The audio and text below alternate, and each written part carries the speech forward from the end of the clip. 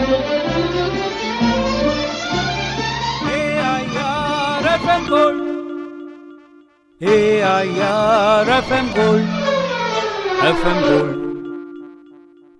कदम बढ़ा के चल, सुर मिला के चल, आंधियों से ना तू डगमगा, सच की राहों पे चल। कुछ ऐसी ही पंक्तियां जिन्होंने लिखी, आज उनसे मुलाकात। आज के मेहमान प्रोग्राम में जी हमारे साथ स्टूडियो में है ऋषिराज। ऋषिराज जी, बहुत बहुत स्वागत करना चाहेंगे FM गोल्ड के स्टूडियो में। प्रोग्राम है आज के मेहमान।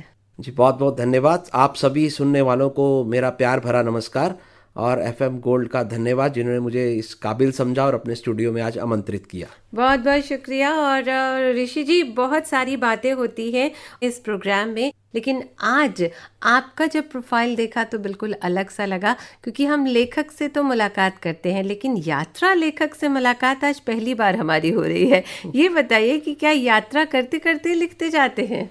जी, मेरे लेखक बनने की कहानी इसी से शुरू हुई। यात्रा करना मेरा शौक़ है और मेरा पैशन है। मेरे खून में अगर कहें कि यात्रा बसी हुई है तो अतिशयोक्ति नहीं होगी। मेरे लेखक बनने के पीछे कहानी है कि सन 2012 में मुझे कैलाश मानसरोवर की यात्रा पर जाने का पुनीत अवसर प्राप्त हुआ जी।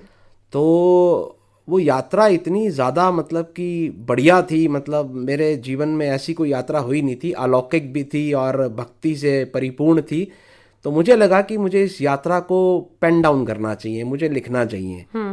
तो कह सकते हैं कि ये जो मुझे आदेश मिला शायद कहीं और से ही मिला कि मुझे इस यात्रा को लिखना है।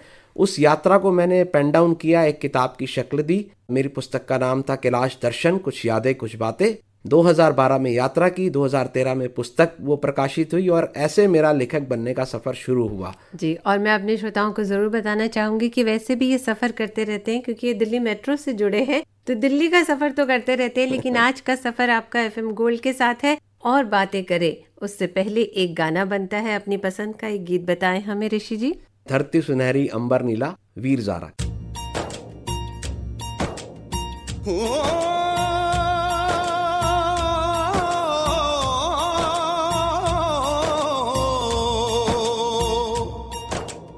अंबर हेठा धरती वसदी, एथे हर रुत हसदी हो। किन्ना सोना देश है मेरा, देश है मेरा, देश है मेरा। किन्ना सोना देश है मेरा, देश है मेरा, देश है मेरा, देश है मेरा।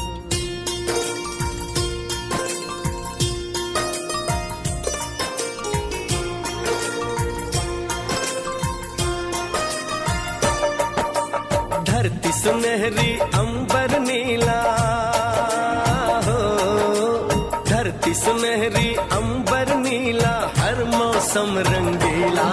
ऐसा देश है मेरा हो, ऐसा देश है मेरा, ऐसा देश है मेरा, हाँ ऐसा देश है मेरा।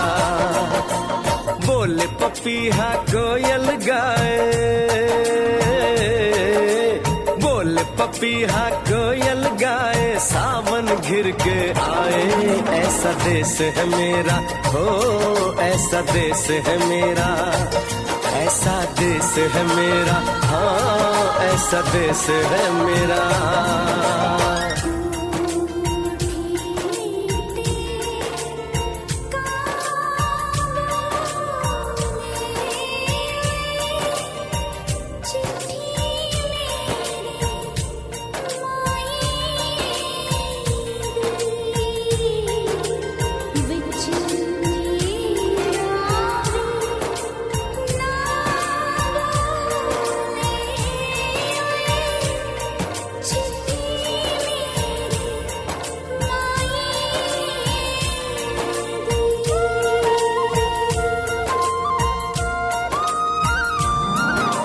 गेहूं के खेतों में कंघी जो करे हवाएं, रंग बिरंगी कितनी चुनरियां उड़ उड़ जाएं।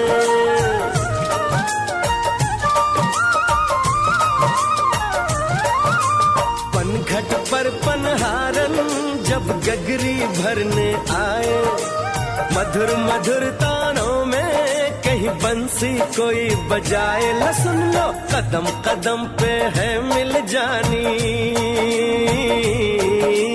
कदम कदम पे है मिल जानी कोई प्रेम कहानी।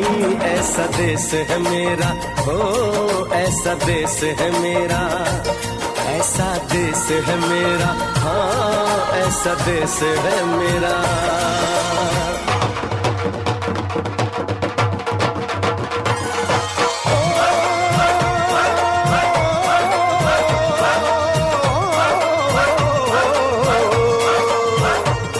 मेरी जुगनी दे ताके बगे, जुगनी उस दे मुंह तो पब्बे, जिन्हों सट इश्क दी लगे ओए साई मेरे आ जुगनी, मेरे आ जुगनी कहंदी है ओ नाम साई तां लैंदी है।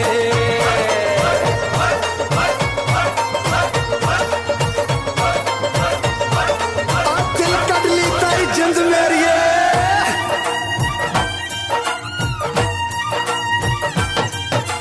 बाप के कंधे चढ़ के जहाँ बच्चे देखे मेले, मेलों में नट के तमाशे, कुल्फी के चाट के ठेले।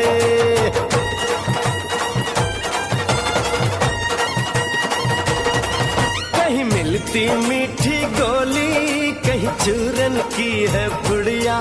भोले भोले बच्चे हैं जैसे गुड्डे और गुड़िया, और इनको रोज सुनाए दादी नानी हो, रोज सुनाए दादी नानी एक परियों की कहानी।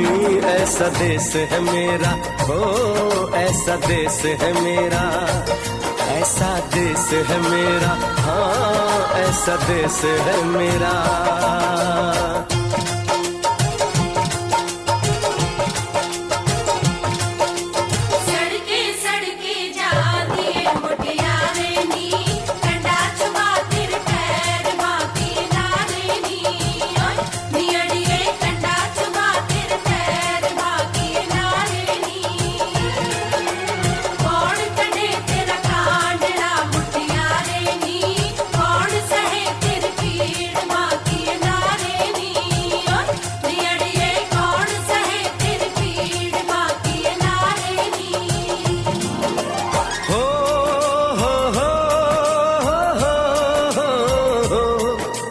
देश में मेहमानों को भगवान कहा जाता है, वो यहीं का हो जाता है जो कहीं से भी आता है।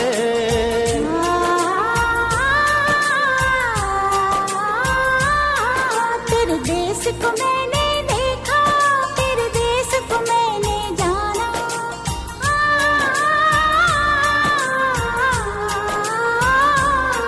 तेरे देश को मैंने देखा, तेरे देश को मैंने जाना।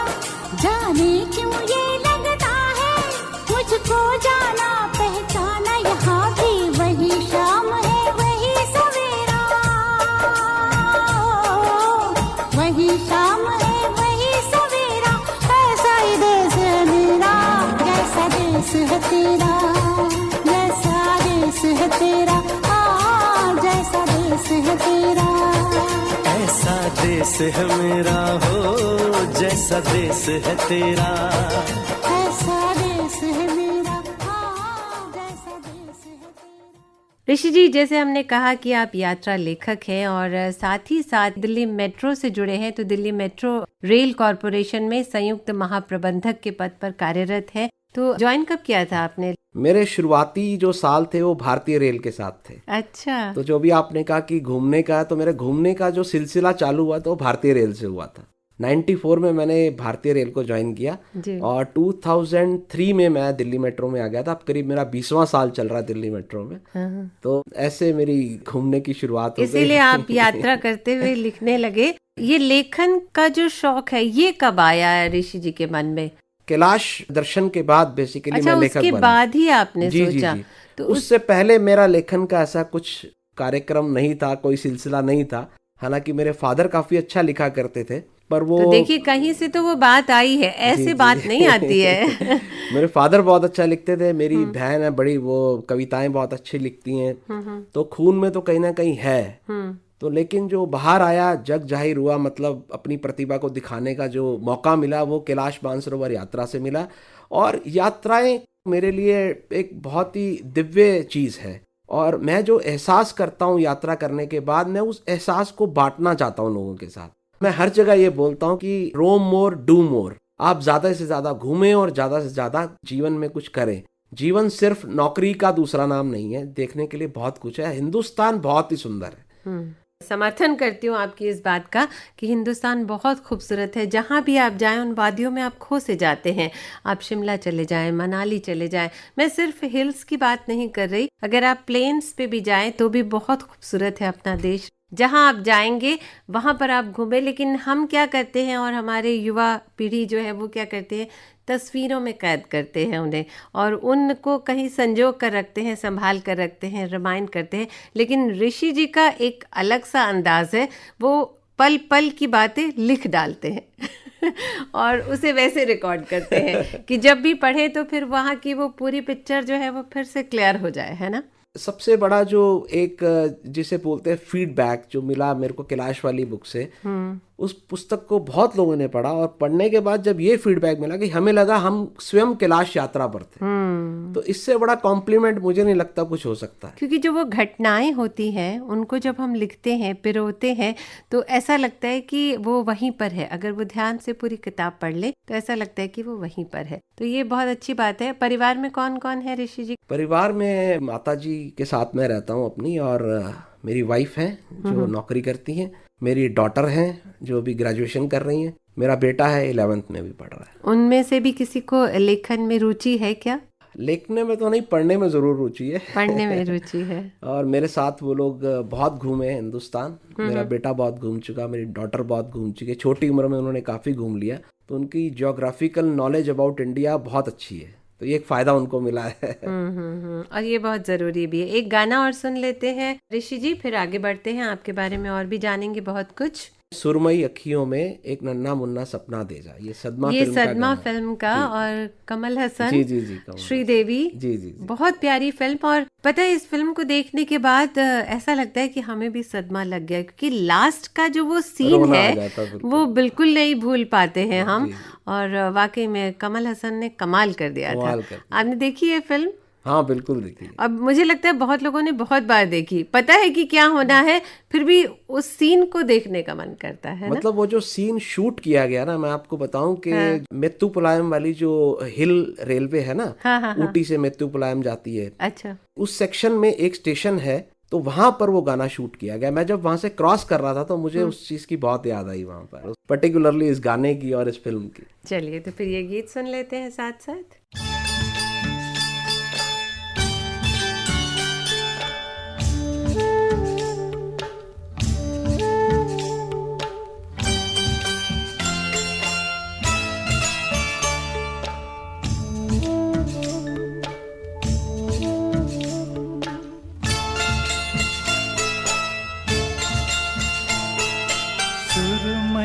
अखियों में नन्हा मुन्ना एक सपना दे जा रे, सुरमई अखियों में नन्हा मुन्ना एक सपना दे जा रे, निंदिया के उड़ते पाखी रे, अखियों में आ जा साथी रे, रारी रारू ओ रारी रूम, रारी रारू ओ रारी रूम, सुरमई अखियों में नन्हा मुन्ना एक सपना दे जा रे।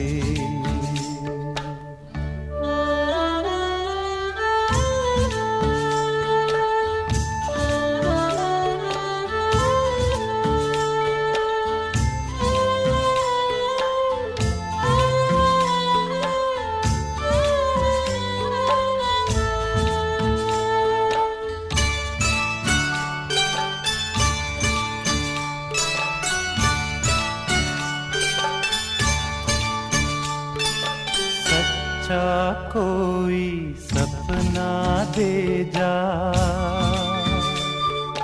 मुझको कोई अपना दे जा, अनजाना सा मगर कुछ पहचाना सा, हल्का फुल्का शबनमी, रेशम से भी रेशमी, सुरमई अखियों में नन्हा मुन्ना एक सपना दे जा रे, निंदिया के उड़ते पाखी रे, अखियों में आ जा साथी रे, रारी रारू ओ रारी रू, रारी रारू ओ रारी रू।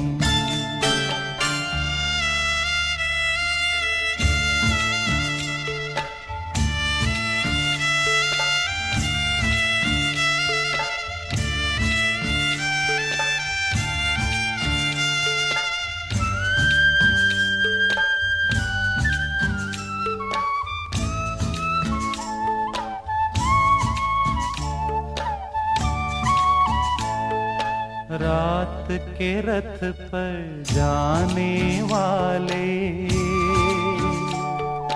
नींद का रस बरसाने वाले, इतना कर दे कि मेरी आंखें भर दे,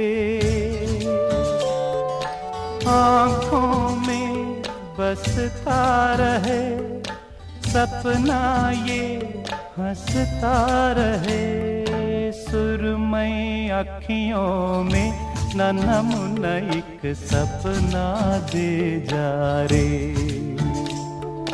निंदिया के उड़ते पाखी रे, अखियों में आ जा साथी रे, रारी रारू ओ रारी रू, रारी रारू ओ रारी रू, रारी रारू ओ रारी रू, रारी रारू ओ रारी रू।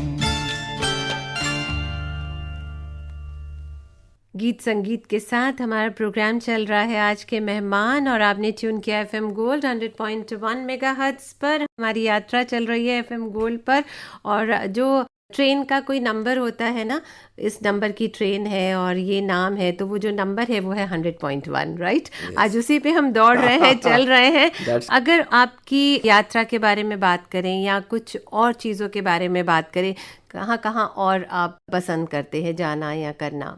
देखिए, मुझे कई लोग बोलते हैं कि तेरे तो पैर में चक्कर है। अच्छा, पैर में चक्कर है बस। तो पहले मैं उसको मजाक में लेता था, लेकिन अब मुझे भी सीरियसली लगने लगा कि वाकई पैर में चक्कर है। मतलब मैं जहाँ बैठता हूँ मेरा कहीं ना कहीं कार्यक्रम बन जाता है किसी भी टोली के साथ, तो महीने में 2 मेरे टूर्स तो रहते हैं। देश के सभी राज्य मुझे घूमने का सौभाग्य मिल चुका है, और भारत वाकई में बहुत सुंदर देश है, और खास तौर पे दिल्ली शहर में जो हम लोग रहते हैं ना, हम ब्लेस्ड है।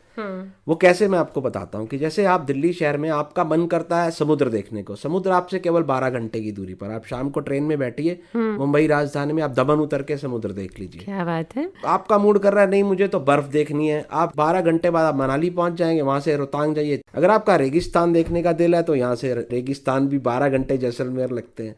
तो आप एक मुंह से शब्द निकालिए या एक इच्छा प्रकट करिए अपनी कि मुझे ये देखना है, मतलब वो, लेकिन इच्छा आपको अपने अंदर से ही प्रकट करनी होगी, आपको एक इच्छा जाहिर करनी होगी। मेरे कितने ऐसे दोस्त हैं जो मुझे जब भी मिलते हैं वो बोलते हैं यार मुझे ना तेरे साथ ना यहाँ पर जाना है।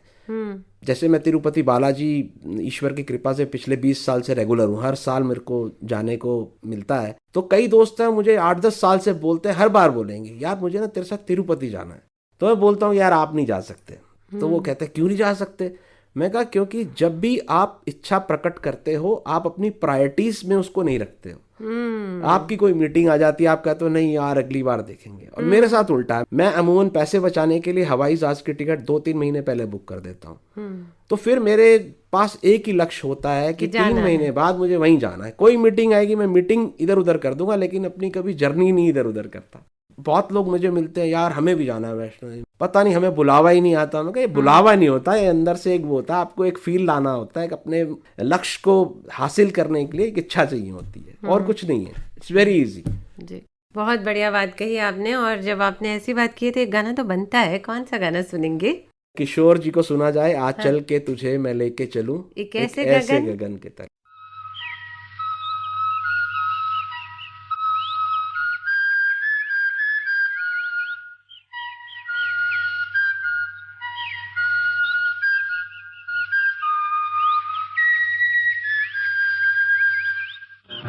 चल के तुझे मैं लेके चलूं एक ऐसे गगन के तले, जहां गम भी न हो आंसू भी न हो, बस प्यार ही प्यार पले। चल के तुझे मैं लेके चलूं एक ऐसे गगन के तले, जहां गम भी न हो आंसू भी न हो, बस प्यार ही प्यार पले, एक ऐसे गगन के तले।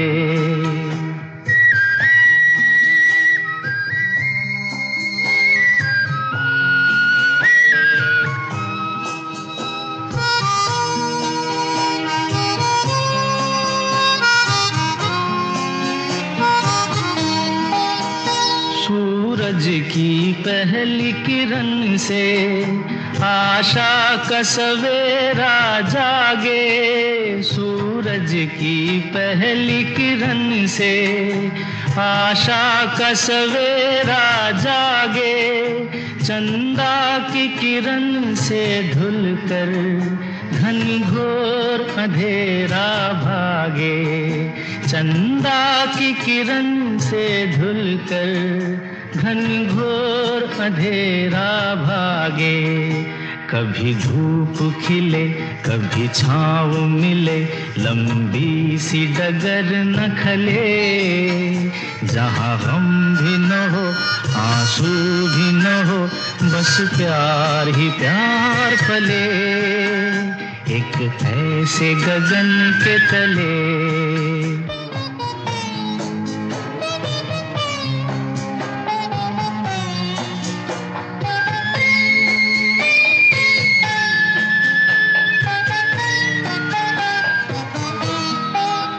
जहाँ दूर नजर दौड़ाए, आजाद गगन लहराए,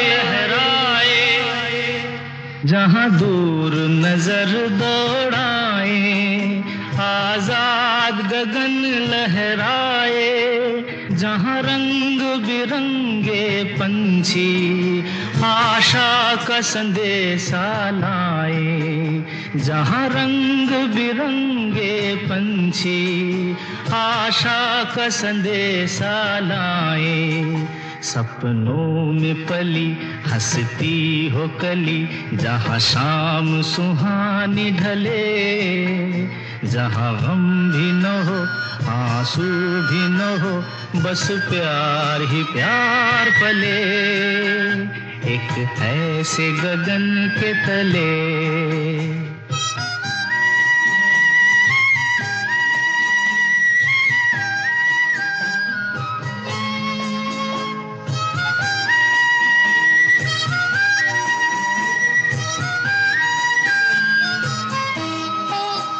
सपनों के ऐसे जहां में, जहां प्यार ही प्यार खिला हो, हम जाके वहां खो जाएं, शिकवा न कोई गिला हो, कहीं बैर न हो कोई गैर न हो, सब मिल के यूं चलते चले, जहाँ गम भी न हो आंसू भी न हो, बस प्यार ही प्यार पले। चल के तुझे मैं लेके चलूं एक ऐसे गगन के तले, जहाँ गम भी न हो आंसू भी न हो, बस प्यार ही प्यार पले, एक ऐसे गगन के तले, एक ऐसे गगन के वाकई में किशोरदा का ये गीत बहुत प्यारा गीत है और बहुत सारी बातें हैं इसमें। जो लिखता है गीत वो उन बातों को पिरोता है कि गीत अपने आप मीठा लगने लगता है ना। फिर आवाज़ तो ऐसे कलाकार की हो तो क्या बात। किशोर कुमार अपने आप में एक बहुत बड़ा नाम है। मेरे पिताजी कहा करते थे कि वो उनके गुरु थे। तो किशोर कुमार खंडवा वाले जो थे, उनका जन्म खंडवा मध्य प्रदेश में हुआ था। तो बहुत ही यूनिक पर्सनालिटी है किशोर कुमार जी। आप फिल्में भी देखते हैं या सिर्फ गीत पसंद करते हैं? मतलब घूमने फिरने के अलावा आपको और क्या क्या शौक है? मैं सच बताऊं आपको तो मुझे अभिनय का भी शौक है।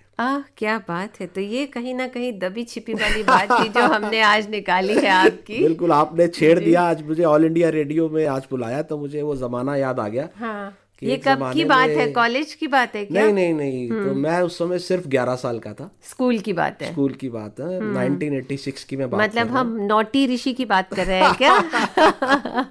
तो 1986 में मैं सिर्फ 11 वर्ष का था और मुझे उस समय पहली बार स्टेज पर नाटक करने का अवसर मिला था। और स्कूल का कोई फंक्शन था? नहीं, स्कूल से कोई मतलब नहीं था उसका। बाहर था। मेरे पड़ोस में एक मेरे नोन थे, उन्होंने मुझे बोला कि एक नाटक है, अगर तू करना चाहता है तो। मैंने कहा ठीक है, मैं करूंगा, मेरे को शौक है।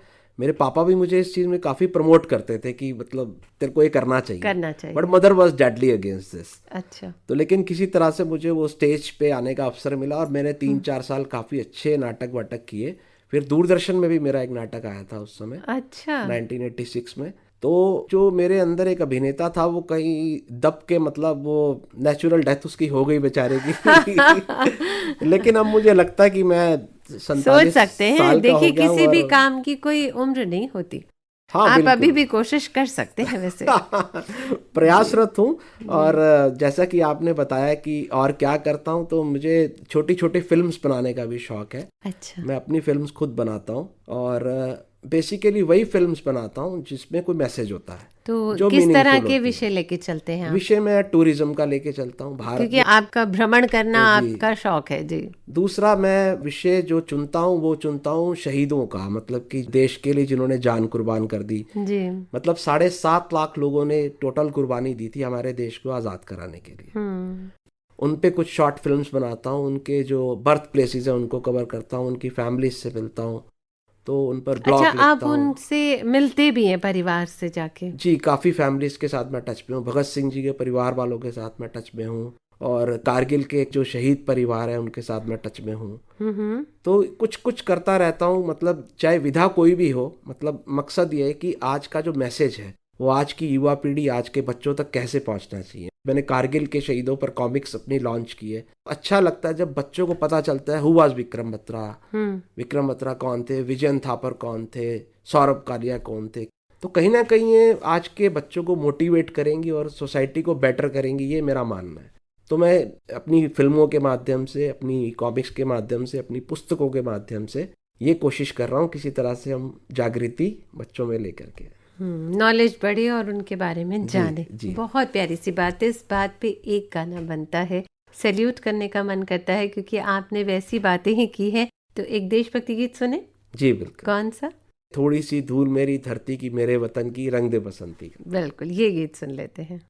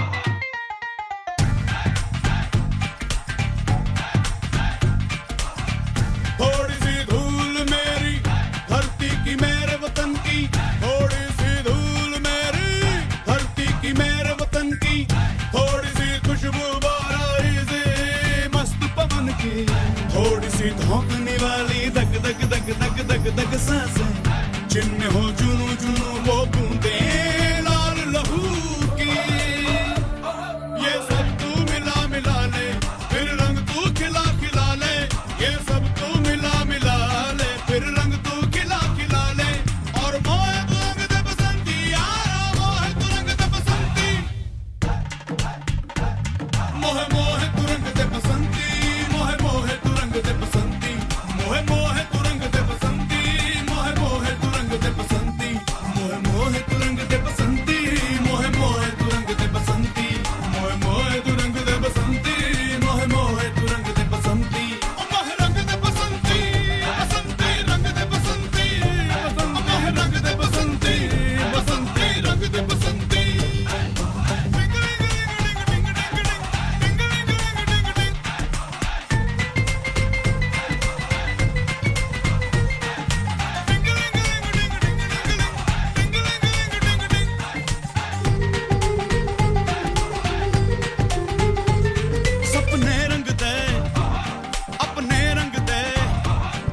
खुशियां रंग दे, गम भी रंग दे, नस्लें रंग दे, फसलें रंग दे, धड़कन रंग दे, सरगम रंग दे, सूरत रंग दे, दर्पण मोहे मोहे तू रंग दे बसंती यारा, मोहे तू रंग दे बसंती। थोड़ी सी धूल मेरी धरती की मेरे वतन की, थोड़ी सी धूल मेरी धरती की मेरे वतन की, थोड़ी सी खुशबू बाराई से मस्त पवन की, थोड़ी सी धोंकने वाली धक धक धक धक धक धक सांसें, जिनमें हो जुनू जुनू वो बूंदे लाल लहू की, ये सब तू मिला मिला ले, फिर रंग तू खिला खिला ले, ये सब तू मिला मिला ले, फिर रंग तू खिला खिला ले, और मोहे तू रंग दे बसंती यारा, मोहे तू रंग दे बसंती।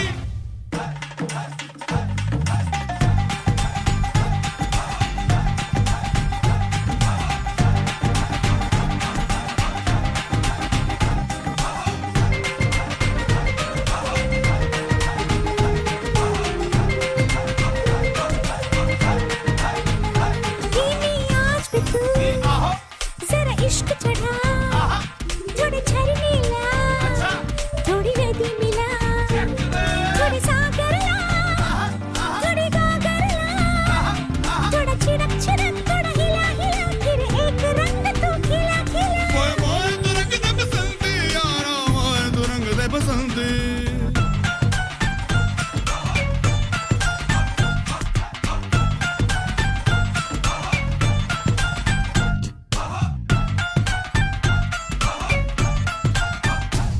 बस्ती रंग दे, हस्ती रंग दे, हंस हंस रंग दे, नस नस रंग दे, बचपन रंग दे, चौबन रंग दे, अब देर न कर सचमुच रंग दे, रंग रेज मेरे सब कुछ रंग दे, मोहे मोहे तू रंग दे बसंती यारा, मोहे तू रंग दे बसंती।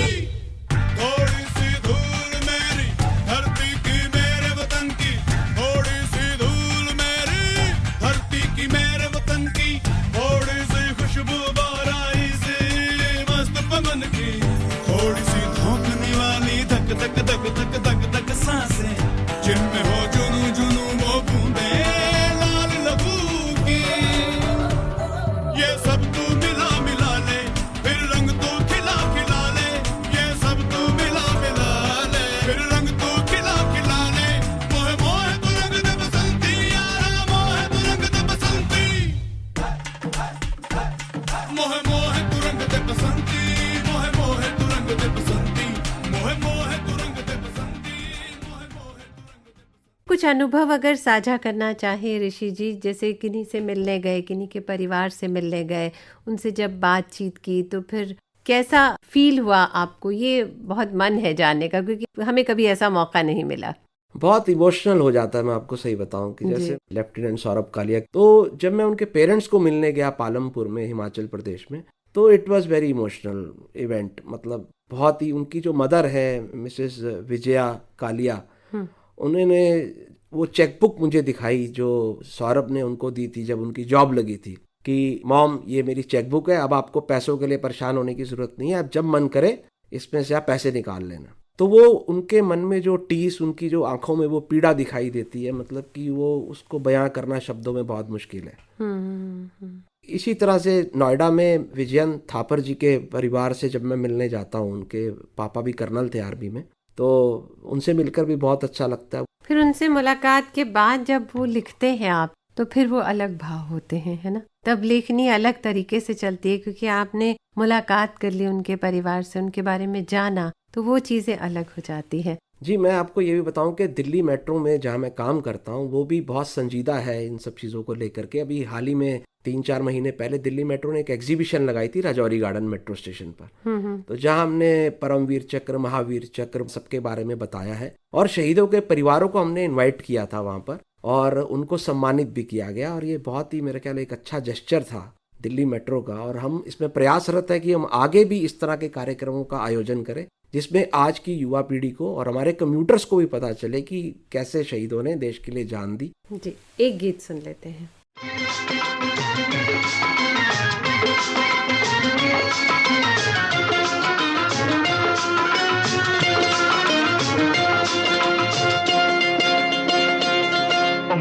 रंग दे बसंती चोला, मेरा रंग दे, ओ मेरा रंग दे बसंती चोला, ओए रंग दे बसंती चोला, माए रंग दे बसंती चोला, ओ मेरा रंग दे बसंती चोला, मेरा रंग दे, ओ मेरा रंग दे बसंती चोला, ओए रंग दे बसंती चोला, माए रंग दे बसंती चोला।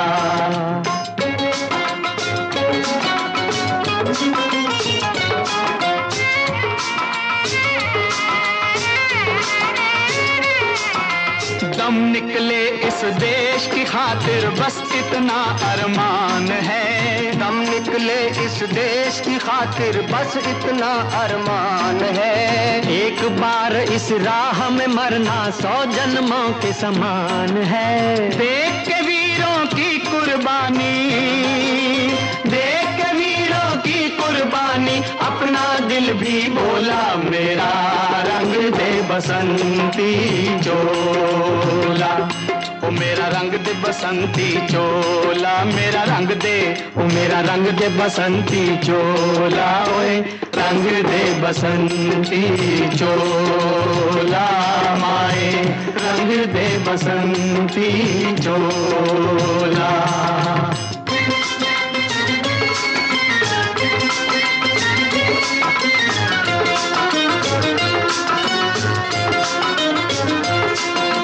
जिस चोले को पहन शिवाजी खेले अपनी जान पे, जिस चोले को पहन शिवाजी खेले अपनी जान पे, जिसे पहन झांसी की रानी मिट गई अपनी आन पे, आज उसी को पहन के निकला, पहन के निकला, आज उसी को पहन के निकला हम मस्तों का टोला, मेरा रंग दे बसंती चोला, ओ मेरा रंग दे बसंती चोला, मेरा रंग दे, ओ मेरा रंग दे बसंती चोला, ओए रंग दे बसंती चोला, माए रंग दे बसंती चोला, ओ मेरा रंग दे बसंती चोला, मेरा रंग दे, ओ मेरा रंग दे बसंती चोला, ओए रंग दे बसंती चोला, माए रंग दे बसंती चोला। ऋषि जी, अब एक चीज मैं ये जानना चाह रही हूँ कि आप रेल विभाग में काम कर चुके हैं, आप दिल्ली मेट्रो से जुड़े हुए हैं, तो आप सफर कैसे करते हैं, कार से या मेट्रो से? एक्चुअली क्या है कि एक जमाना था जब मैं सिर्फ रेल से सफर करता था। अच्छा। लेकिन अब क्यों, जैसे कहीं जैसे पोस्टिंग दूर थी क्या? नहीं, पोस्टिंग दूर नहीं थी, पोस्टिंग मेरी टचवुड हमेशा से दिल्ली में रही है। दिल्ली में रही, ओके। लेकिन उस समय क्या था, संसाधन इतने नहीं होते थे, सैलरी कम होती थी, तो जैसे जैसे हम पढ़ते गए तो अब लगता कि समय की बहुत कमी है जी। तो समय अब लिटरली चुराना पड़ता है। मतलब कि लोग भी मुझसे पूछते हैं कि जब वो मेरी फ़ोटो देखते हैं फेसबुक पे, यार तू ये कब होके आया, तो मैं उनको बताता हूँ कि भैया मुझे छुट्टी इतनी नहीं मिलती है, मैं सैटरडे संडे या कोई छुट्टी बीच में अटैच करके बाय ईयर जाता हूँ और फटाफट करके आ जाता हूँ, क्योंकि समय क्योंकि मन में भाव होता है तो भाव जाना करना है। तो जैसे मैंने आपको बताया कि मैं टिकट भी 2-3 महीने पहले कराता हूँ ताकि थोड़ी सस्ती मिल जाए। तो अब समय बचाने पे थोड़ा सा जोर रहता है, बाकी कोई दिक्कत नहीं। और उसमें ना एक बात और होती है, जब आप टिकट करवा लेते हैं ना तो आपको लगता है टिकट तो बनी, अब तो जाना ही है। बिल्कुल। तो एक कंफर्मेशन भी हो जाता है और बाय एयर में डर भी रहता है कि पैसे बहुत कट जाएंगे अगर नहीं ट्रेवल किया तो। जी। तो आप यात्रा कैसे करते हैं ये आपने नहीं बताया, दफ्तर कैसे जाते हैं, मेट्रो से जाते हैं? मेट्रो मेरे रूट पर, अभी जहाँ मेरी पोस्टिंग है वहाँ से थोड़ा सा दूर पड़ता है तो मैं बाय रोड ट्रैवल करता हूँ, लेकिन मेट्रो में भी मैं बहुत बार, महीने में करीब 10-12 बार ट्रैवल कर लेता हूँ। अब आपकी यात्रा पे चर्चा की तो एक गीत कुछ अलग सा बनता है, कौन सा गीत सुनेंगे? होगा तुमसे प्यारा कौन, हमको तो तुमसे है। उसमें जो रेल का इंजन भाप निकलती है और वो जो सीटी बजती है वो बहुत अच्छा लगता है जी। आइए ये गीत सुन लेते हैं।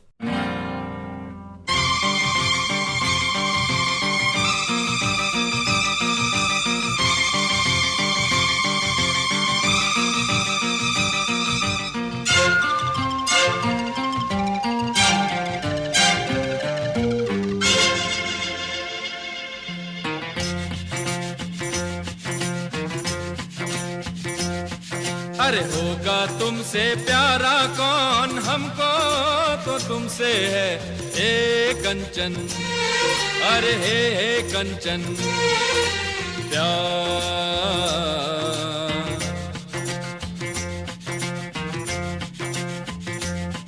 अरे होगा तुमसे प्यारा कौन, हमको तो तुमसे है हे कंचन, हे कंचन ओ प्यार।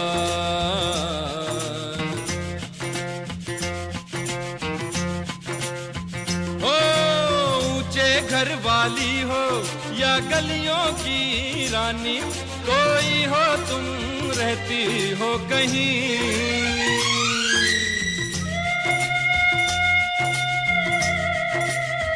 ऊंचे घर वाली हो या गलियों की रानी, कोई हो तुम रहती हो कहीं। तुमसे बढ़ के यारा कौन, हमको तो तुमसे है हे कांची, अरे हे कांची ओ प्यार।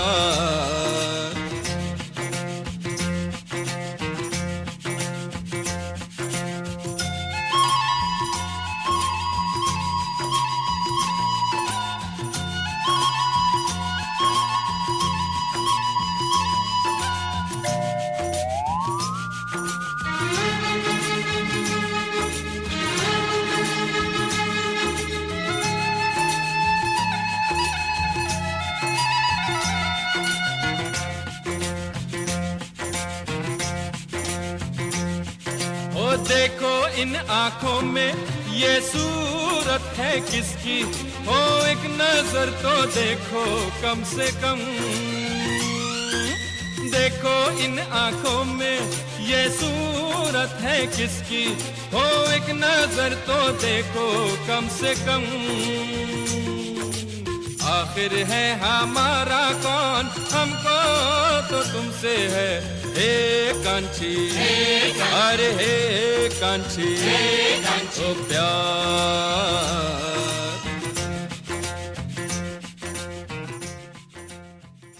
ऋषि जी, आपको अवार्ड भी मिला है, पुरस्कार से भी सम्मानित किया गया। मैं चाहूंगी उसका जिक्र भी बिल्कुल बनता है, क्योंकि आपकी लेखनी में बात है।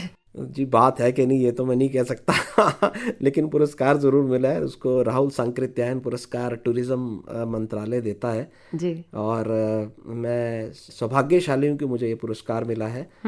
और मुझे सबसे अच्छा तब लगा जब मेरी पुस्तक देशभक्ति के पावन तीर्थ को ये पुरस्कार मिला, क्योंकि ये पुस्तक जो मैंने लिखी एक जिस्ट लिखा है कि कैसे 1857 से लेकर के 1999 तक जो देश ने संघर्ष देखा आज़ादी के लिए और जो भी युद्ध हमारे हुए, तो उसका मैंने एक सार लिखा ताकि आज की जो पीढ़ी है वो एक किताब में ही समझ जाए 150 पन्नों में कि मतलब 1857 में मंगल पांडे कौन थे, फिर उसके बाद क्या हुआ, 62 की लड़ाई में क्या हुआ, 71 वॉर में क्या हुआ, 65 में क्या हुआ, 99 कारगिल वॉर में क्या हुआ, सिलसिलेवार मैंने लिखा। और उसके अलावा मैंने 2 चैप्टर से एक काला पानी पे लिखा है कि काला पानी का निर्माण क्यों हुआ, जिसको हम सेलुलर जेल बोलते हैं, और जलियांवाला बाग पे लिखा कि जो जलियांवाला बाग हत्याकांड हुआ था वो क्यों हुआ, उसके क्या रिपरकशंस थे। और भविष्य की क्या योजनाएं हैं ऋषि जी?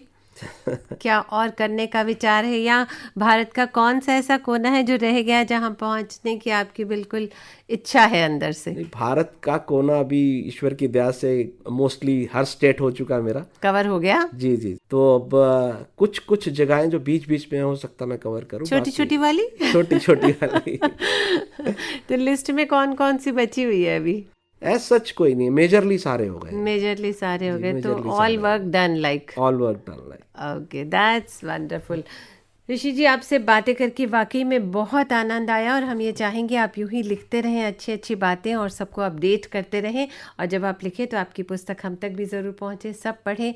और ज़िंदगी में आगे बढ़ने के लिए कुछ ना कुछ ज़िंदगी में मकसद होना बहुत ज़रूरी होता है। तो एक मकसद लेके जो आप चले हैं यात्रा लेखक के रूप में, ये हमेशा बना रहे, और जब भी जहाँ भी आप जाएं यूं ही लिखते रहें, और अक्षरों को जब आप अंकित करें तो वो बातें निकल कर आए जो हम नहीं देख पाए ऐसा भी होता है। बहुत बहुत बहुत धन्यवाद, आपने मुझे यहाँ पर बुलाया, मुझे अपनी बात रखने का अवसर प्रदान किया। मैं आपको बहुत बहुत धन्यवाद देता हूँ और सभी सुनने वालों को मेरा प्यार भरा पुनः नमस्कार। जी शुक्रिया। प्रीति को दें इजाजत, नमस्कार। AIR FM Gold, AIR FM Gold, FM Gold